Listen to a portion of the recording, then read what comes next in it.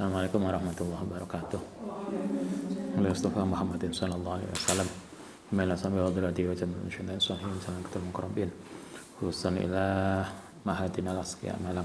Khususan ila mu'alifat al-kitab sanawawi dimaski samakum. Khususan ila mahadin al-asqiya malam kalamidi wa ashabi wa ahli baitihim. Lillahi ta'ala lahumul fatihah. Bismillahirrahmanirrahim.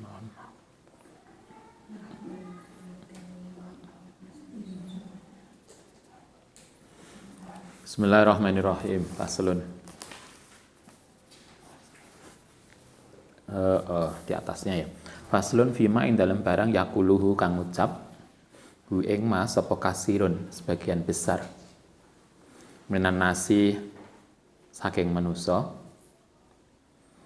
fi sholati ing dalam salat ba'dal imami setelah imam. Iya kana budu wa iya kana nasta'in. Ini dulu ada kebiasaan di masyarakat Arab kalau jamaah kemudian imamnya baca Fatihah pas iya kana budu wa iya kana nasta'in. Sebagian orang jamaah itu kemudian setelah imam maca iya kana budu wa iya kana nasta'in makmumnya melu-melu. Iya kana budu wa iya kana nasta'in. Jadi ngikuti bacaan iya kana budu wa iya kana nasta'in. Nah, ini dulu begitu.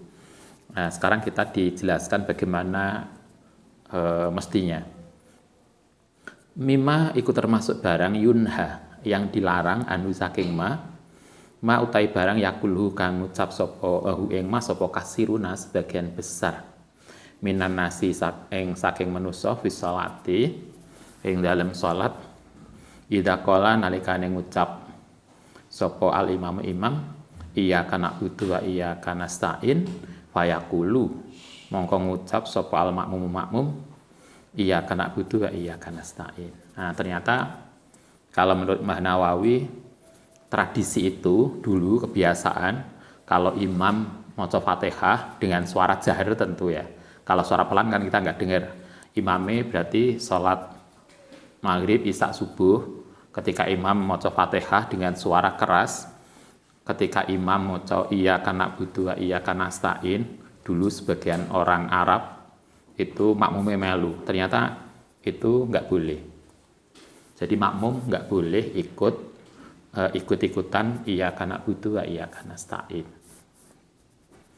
Wahada utai ini kebiasaan tadi mengikuti bacaan imam iya kana budu wa iya kana nasta'in tadi iku memang saking barang yang bagi kang sepatutnya apa tarkuhu meninggalkan wa tahdziru lan memberikan peringatan minus saking ma.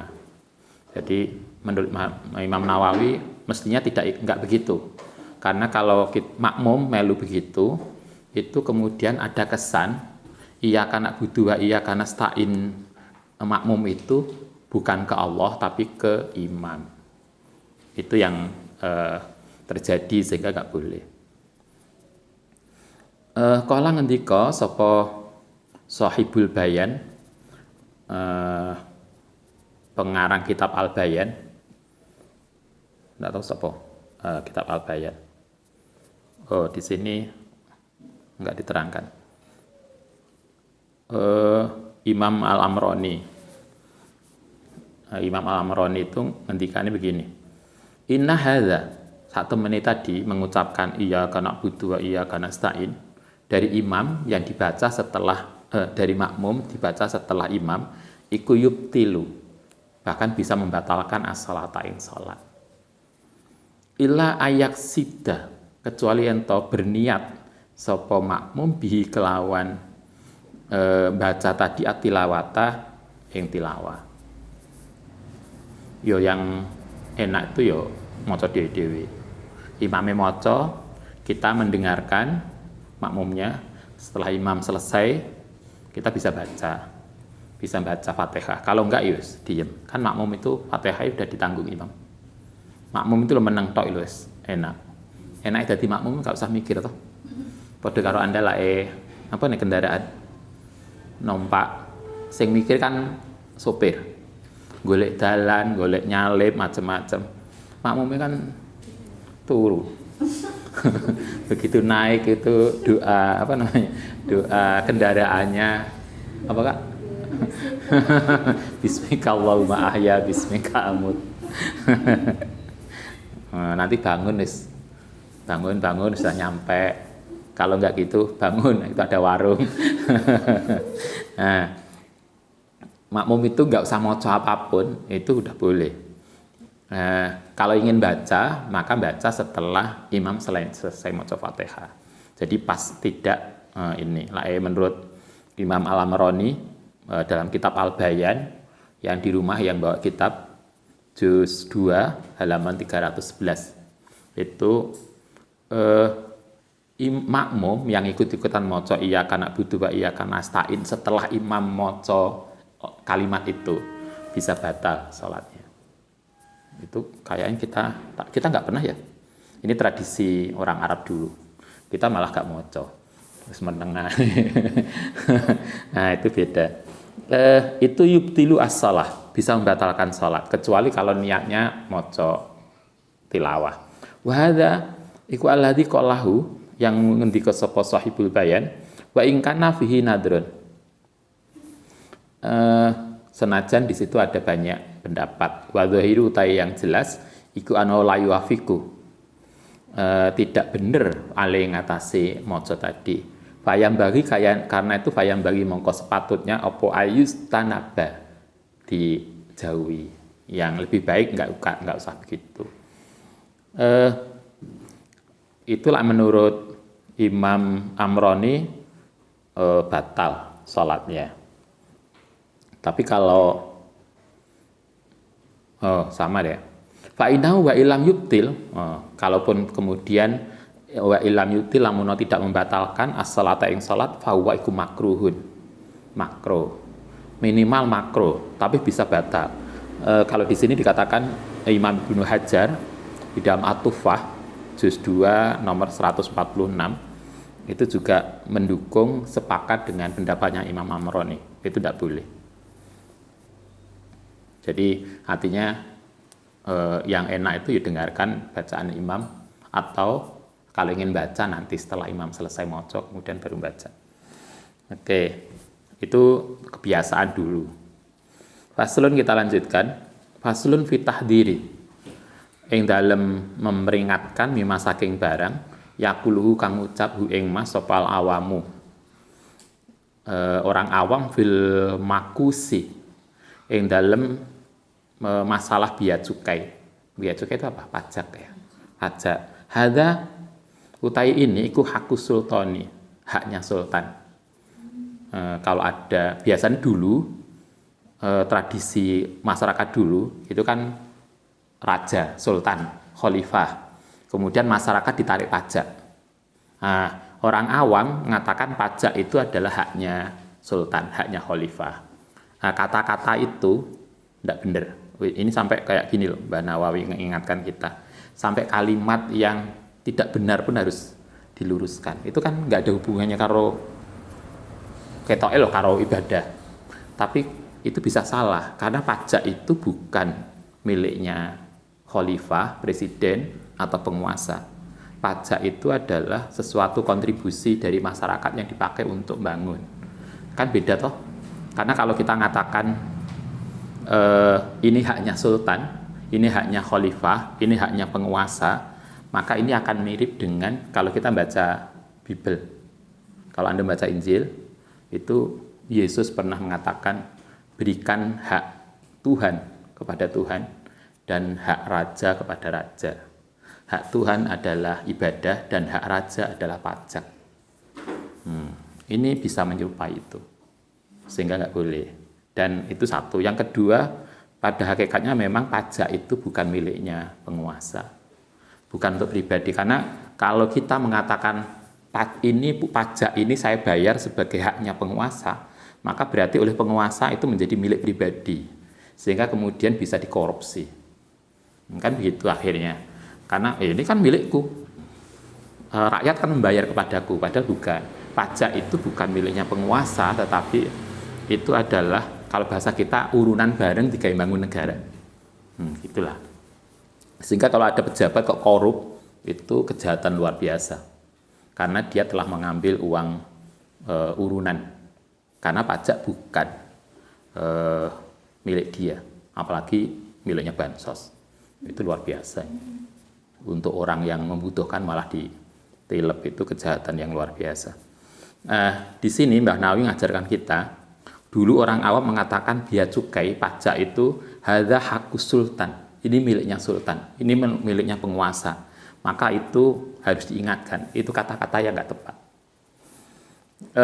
Mimma saking barang, mimma iku setengah saking barang ya tak kaadu, yang jadi penting.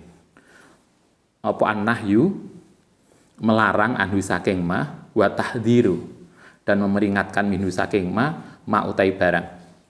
Yaquluhu kang ngucap hu ing ma sapa al awamu orang awam. Wa asbahum lan sesama mereka fi hadzil makusi atau fi hadzil mukusi ing dalam persoalan bea cukai pajak alladzi tukhadu, yang diambil miman saking barang ya biu, yang menjual. Ini kan kalau jual beli itu ada pajaknya.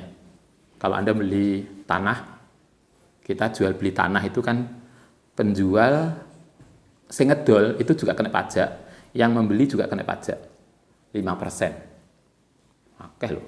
Dan itu dihitung dari NCOP. Kayak kita ketika beli ini tanah belakang itu, dulu pajaknya berapa ya? 38 apa Pak? Oke. Pajak dari penjual dewe, pembeli dewe. Oh, jangankan itu, makan aja loh dipajak itu. Kalau Anda makan di warung, kalau warung kecil ya enggak lah. Kalau di resto kan enak pajak itu berapa itu? 10% malah. Mangan aja loh dipajaki. Apa sih nggak ada pajaknya? Nah, ternyata dulu juga begitu. Sejak dulu orang jual beli itu juga kena pajak.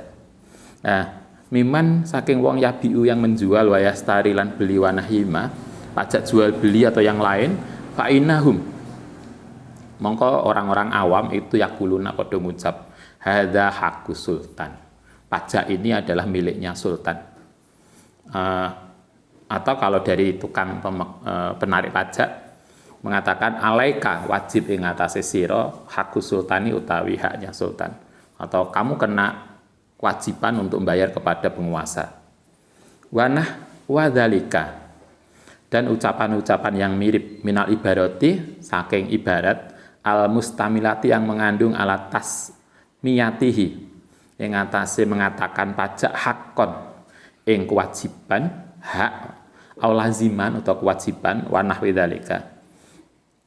Kata-kata yang tadi ini miliknya sultan, pajak itu haknya penguasa, atau yang kata-kata yang mirip.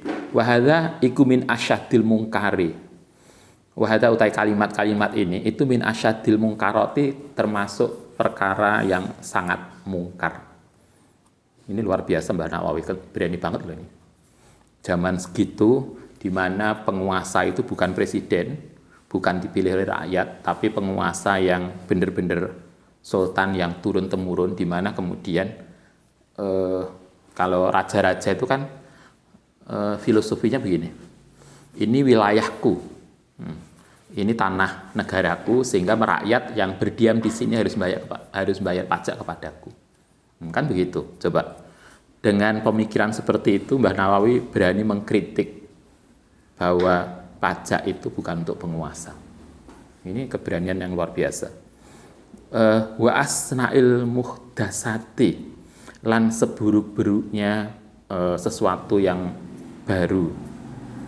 Hatta qala, sampai kemudian bukan hanya Mbah Nawawi, sebagian besar ulama juga malah lebih keren lagi.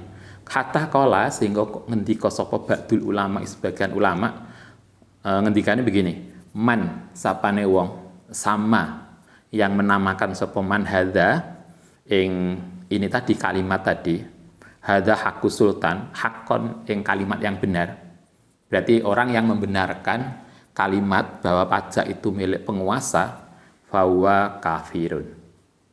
Ini keras banget. Itu artinya kan kita diajari sampai segitu detail, sampai kalimat, sampai komunikasi, itu bagaimana kemudian tidak salah.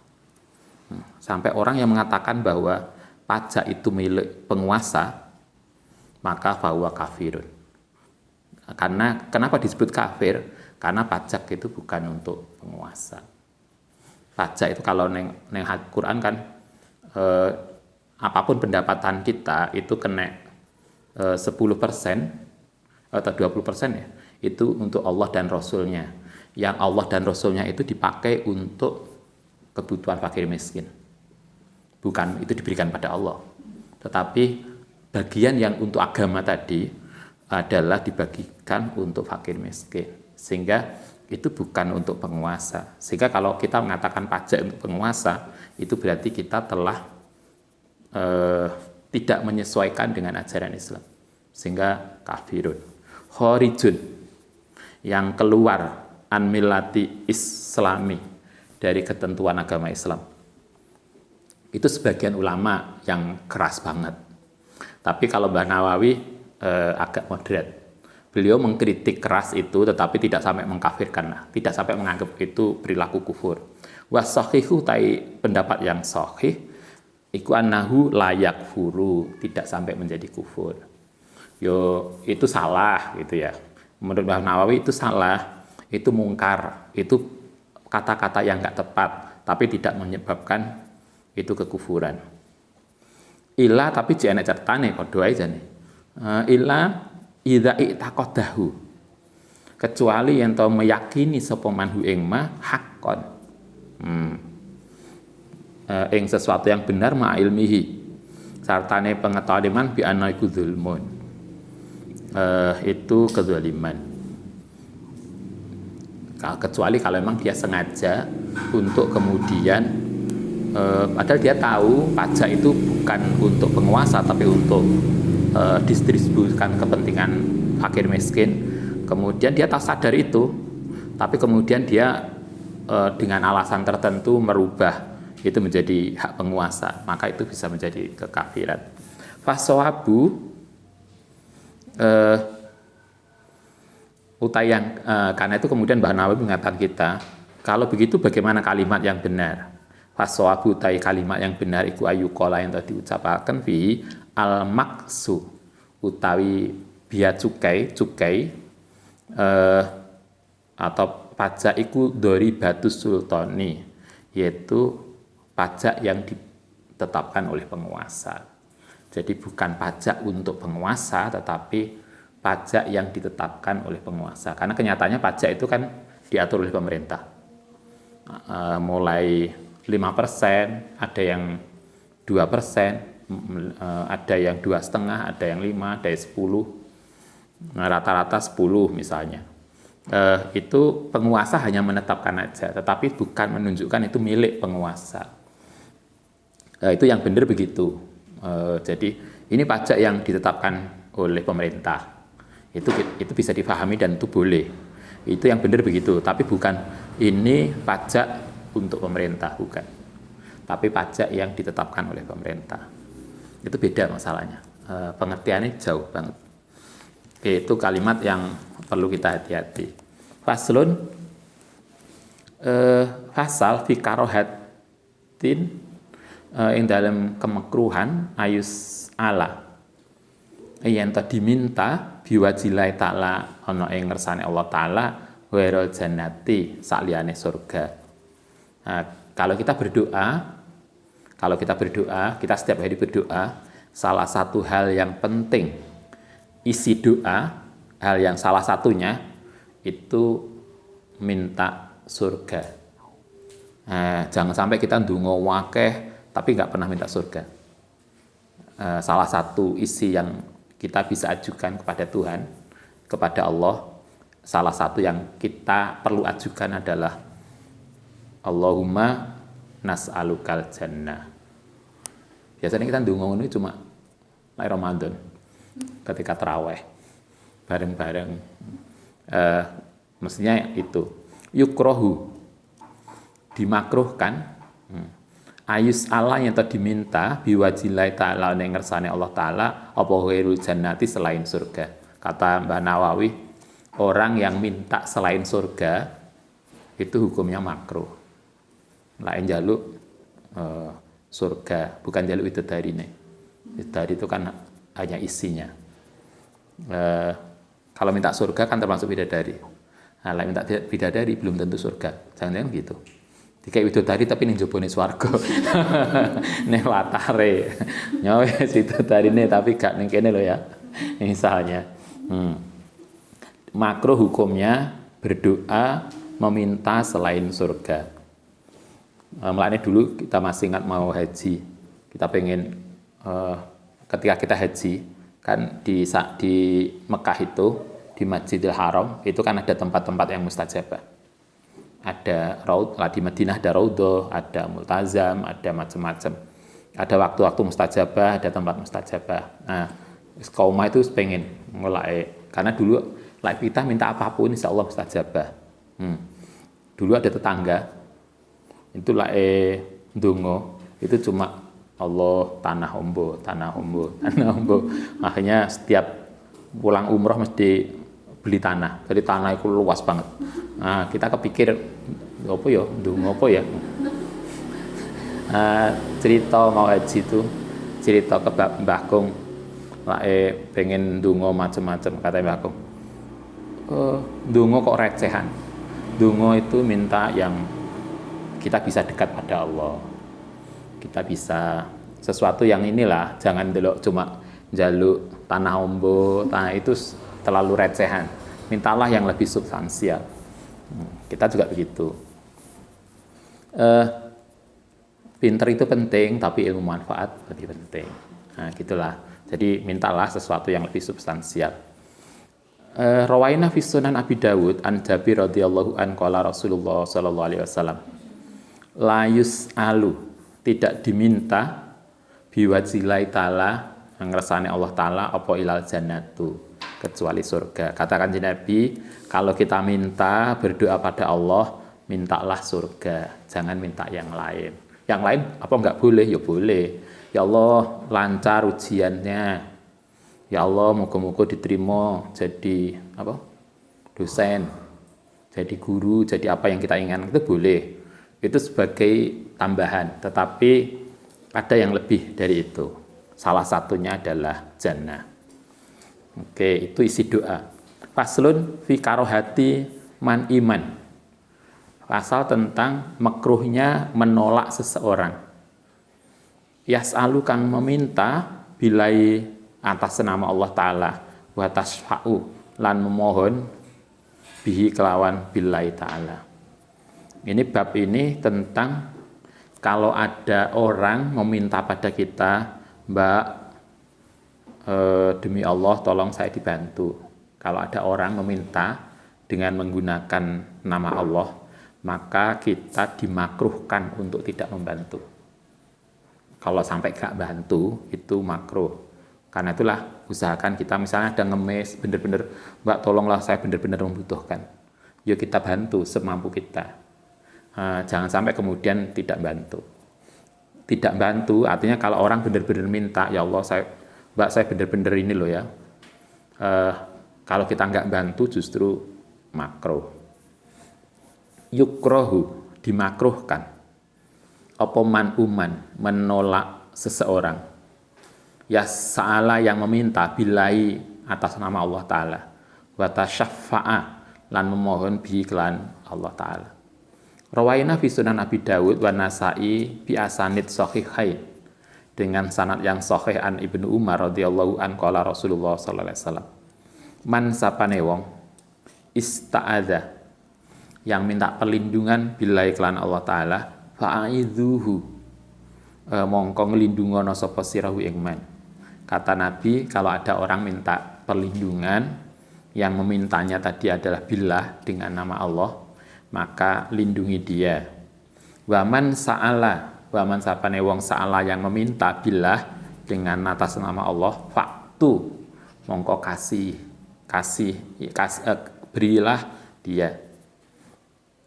Kalau dia minta, Mbak saya minta butuh karena Allah Ta'ala, maka kasihlah dia. Tentu sesuai dengan kemampuan kita. Tapi jangan pernah tidak ngasih. Waman sapane wong da'akum yang minta doa kum ing sira. Kalau misalnya Anda jadi sesepuh, Mbak sampean ae santri sepuh tolong saya didoani. Maka apa yang harus kita lakukan? Fa'ajibu, mongko dongakne. Jadi kalau Anda jadi senior, jadi sesepuh, jangan lupa like dimintai doa pada oleh yang muda, fa'ajibu dongakno. Walaupun dungane Robbana Atina, karena apalnya cuma Robbana Atina besar. Tapi nggak boleh nolak doa, nggak boleh nolak untuk dimintai doa. Coba, ini kan banyak toh yang neng omahe jadi sesepuh. Misalnya nanti lah neng omah anak santrine di rumah ada junior minta doa, jangan lupa. Mbak nyun dungane yo ini tak dungani. Jangan kok olah podo-podo, enggak. Dungani lah, jangan lupa. Mulane harus ngapalne donga. Ini donga nikah, ini donga apa kan harus ngerti. Ya Robbana Atina ya apa-apa. Bolak-balik Robbana Atina. Tapi yang pasti adalah kalau ada orang minta doa fa'ajibu, maka kabulkan dia. Hatinya didoakan. Waman sapane wong sona'a yang berbuat ming ilaikum maring sira ma'rufan. Kalau ada orang berbuat baik pada kita, apa yang harus kita lakukan? Fakafi'u, mongko balaslah dia. Kalau bahasa kita gitu. Kalau ada orang berbuat baik pada kita, maka balaslah dia. Kalau misalnya kalau di rumah di kampung biasanya kan ada toh anak tonggone duwe gawe kita dikasih. Biasanya dia datang, kita dikasih. Maka jangan seneng kalau dikasih. Kalau kita dikasih, ingat, oh iya saya dikasih mbak iku. Maka ketika kita punya, balas. Jangan lupa itu. Kadang kita tuh seneng nerimone. Wih, jan awak-awak ketoke dipandang iki. Kabeh teko kok padha gorene nggawa ini. Enggak. Kita justru kalau Nabi mengatakan, kalau ada orang berbuat baik kepada kalian, fakafi'u, maka balaslah kebaikan dia. Itu luar biasa loh. Tapi bagaimana kalau kita tidak mempunyai fa'ilam tajidu, dia sudah berbuat baik pada kita, dia membantu kita, dia ngasih sesuatu pada kita, tetapi kita tidak punya sesuatu yang dipakai untuk balas. Fa'ilam tajidu, mongko lamun tidak nemu sapa sira maing barang tukafiunahu, yang untuk memenuhi sapa sirahu ing ma fatu. Laga yo dongakne Mbak, terima kasih yo aku gak iso bales, tapi muga-muga Allah yang bales. Jadi jangan kok weh makasih ya. Bukan hanya itu. Kita ya kayak mangan koncone, Mbak makasih ya, SMP aja ya. Oh SMP ya, selesai makan pulang. Enggak, makasih halada, enggak. Terima kasih Mbak. Kayak ceritane siapa dulu? Doroti gitulah. Mbah Doroti, Pak Budi Doroti itu. Mbah Doroti itu kan luar biasa toh. Wong kita, mama itu kan hanya ngasih apa itu? Nasi goreng yang rasanya yang luar biasa. Itulah terima kasih luar biasa. Terima kasih sudah ini gimana buatnya nasi goreng kayak wah luar biasa. Nah, gitu loh mereka. Coba Nabi itu kan sangat sunnah banget toh mereka. Kalau kita dikasih berbuat baiki oleh seseorang, tapi kemudian kita tidak bisa membalas, fat'ulahu, doakan, Mbak terima kasih sama sudah berbuat baik pada saya nggak bisa membalas loh ya, tapi saya berdoa semoga Allah membalas. Jangan lupa itu, jangan hanya SMP Mbak makasih ya, enggak, jangan lupa doakan. Masih ingat toh kemarin di awal-awal kapan itu yang kita ngaji, kalau kita diajak makan orang, jangan lupa mendoakan orang yang ngajak makan. Gak cuma wassalam, enggak, tapi jangan lupa mendoakan. Fat'ulahu. Dungane ku kayak apa? Coba Nabi itu luar biasa di sini. Fat'ulahu hatta tarau, sehingga melihat sapa sira anakum sedune sira iku kot kafaktumu, sehingga kita itu lain dungakno pada orang tadi itu sampai kemudian mereka merasa sudah dibalas kebaikannya. Jadi bukan Kira-kira lah Anda, Pak makasih ya, saya langsung SMP ya. Selesai makan pulang. Kira-kira tuh yang ngundang kita tuh merasa sudah dibalas belum kebaikannya makan itu. Terus gak bantu nyuci piring. Makan diundang makan, piringnya makan medak-medak gak dibantu, maringnya cuma salam-salam tok. Kira-kira itu merasa nggak bahwa kita sudah membalas kebaikan? Sebab Nabi loh sampai begitu. Fat'ulau hatta taro annakum qad kafa'tum. Maka doakanlah dia sampai mereka merasa bahwa kita sudah membalas kebaikannya. Karena doa itu kan hanya ucapan. Beda toh lah Anda diundang kemudian gowo opo, itu kan jelas nek barangnya. Itu orang merasa dibalas karena nek barang. Tapi bukan barang itu kan nggak merasa. Sehingga doanya itu sampai tarau annakum qad kafa, sampai dia merasa bahwa kita sudah membalas kebaikannya. Kayaknya itu kita harus belajar lah. Jangan kemudian kebiasaan. Itu sudah umum. Biasanya sepurone ya Mbak, SMP Mbak. Itu umum, tapi itu tidak layak.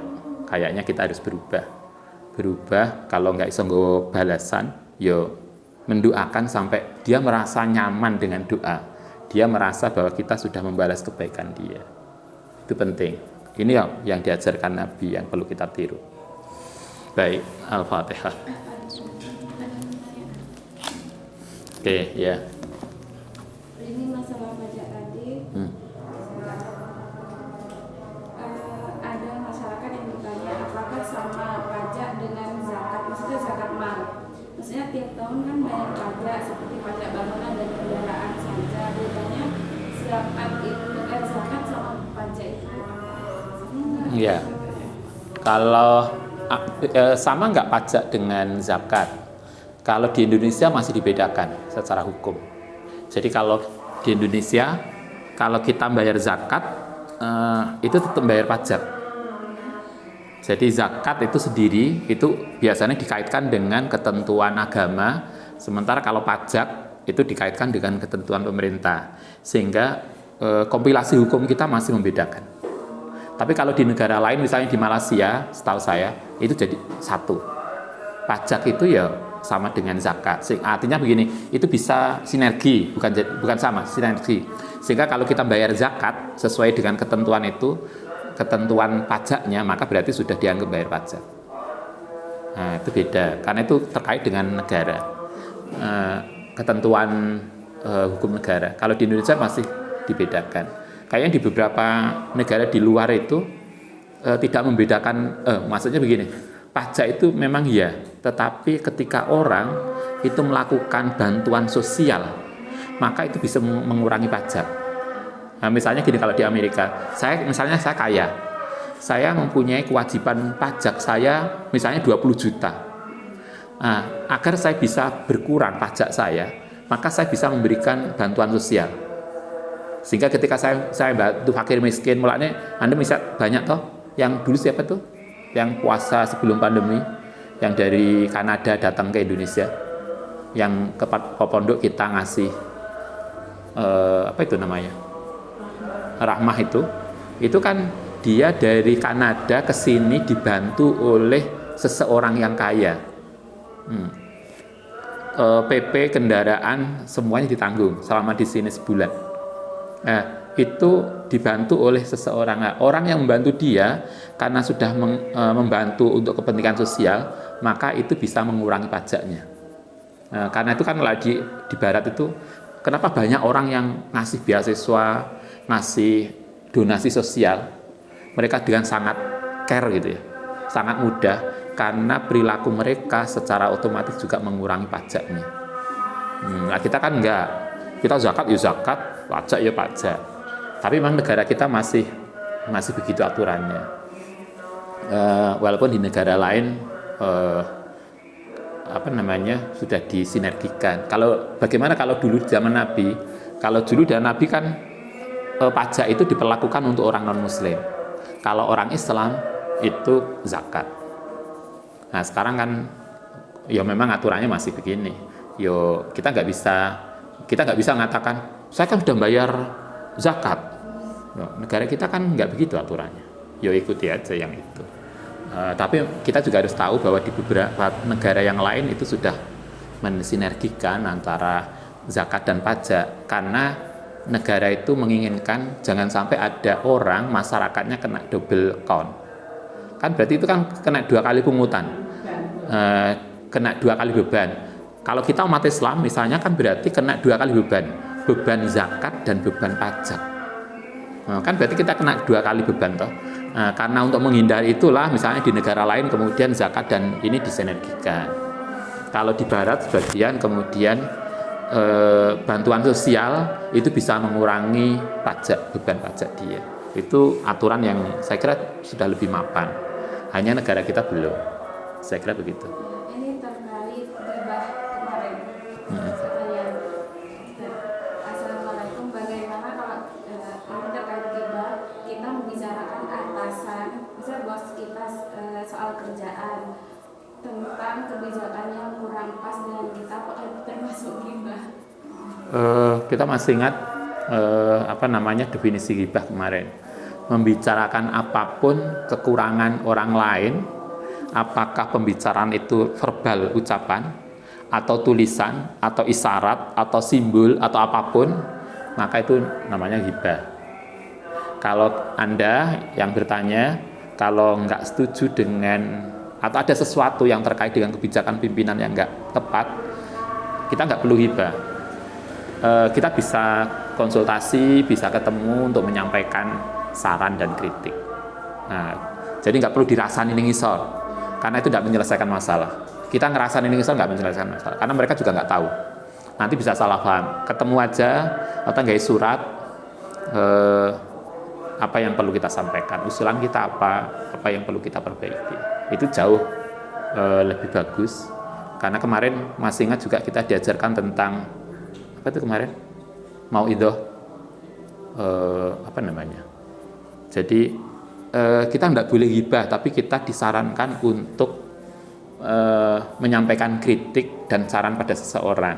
Imam Syafi'i kemarin yang disampaikan itu kalau ngajari kita, kalau kita pengen memang benar-benar bertujuan untuk memperbaiki seseorang, maka hendaknya kita tidak membicarakan perilaku seseorang itu di depan umum. Panggil dia, kalau dia anak buah kita, kemudian diomongi, sampean tuh gini loh, 4 mata aja, bukan 2 mata, 4 mata sendiri. Kalau ada itu pimpinan, kita bisa menghadap menyampaikan, atau kalau enggak pakai surat. Itu jauh lebih menyelesaikan masalah daripada dirasani ngisor, pimpinan yang nggak ngerti, problemnya tidak terselesaikan, ghibahnya pasti, gitu kan? Oke. Masih ada lagi? Enggak, salam dari mahasiswi Papua Pasca. Oh, waalaikumsalam untuk Papua. Sekarang masih hidup ya di Papua. Maksudnya kan udah malam toh, mestinya udah jam 9 ya. Terima kasih udah ikut bergabung ngaji. Semoga manfaat barokah untuk yang di Papua. Selamat untuk teman-teman yang ada di Papua. Al-Fatihah.